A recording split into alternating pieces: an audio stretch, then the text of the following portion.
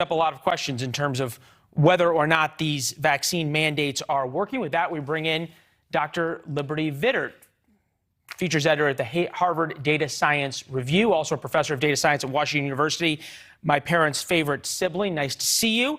All right, so there are more people getting vaccinated. We saw all of those United employees who got vaccinated over the past few months, save the 600. So does that mean the mandates are working? Not at all. It's shown very clearly that the real reason that people are getting the vaccine and that there's this big uptake is because of fear of the Delta variant. It's also the reason that most people are saying that they will get the boosters. We've seen study after study that shows that really it's fear of the Delta variant or of overcrowding in hospitals or incentives, like you get to go to concerts or you get to go to the gym, that is making people really want to get the vaccine. And really only about 8% of people who are unvaccinated are getting vaccinated because of mandates. The mandates simply are not what is causing this increase.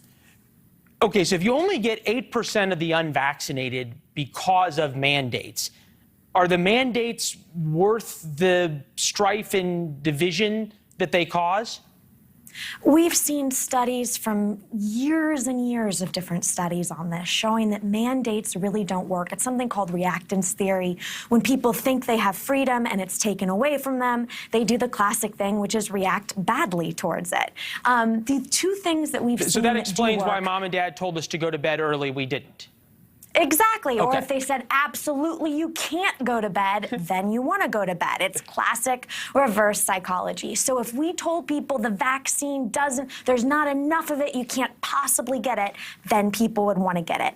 Or the other case study that's really worked is Denmark, where they have told people what they know, they've told people what they don't know, and they've really rallied the entire country together as a bipartisan effort to get vaccinated. It's interesting. It does go to the point that during the January, February, March, when there was a scarcity of vaccines, people were driving 3, 4, 5 hours to go get the vaccine comparatively to now. This is interesting. Fears of the virus in terms of whether or not people fear they're going to get infected. Among the vaccinated Americans, 50% or older, 75% are worried, 25% not worried. The unvaccinated are not concerned. So you'd think it would actually be the reverse, but the data doesn't show that. No, what we see is that it's really, really hard to get unvaccinated people to be worried about the virus, whereas more and more vaccinated people are actually really afraid. You've seen it, Lucky, with our own parents, that they are vaccinated, but they are even more worried about going to a place like Florida where there's overcrowding in hospitals. And so it's going to be very easy to get the vaccinated to take boosters, but it's going to be very difficult to get the unvaccinated to take a vaccine, much less a booster.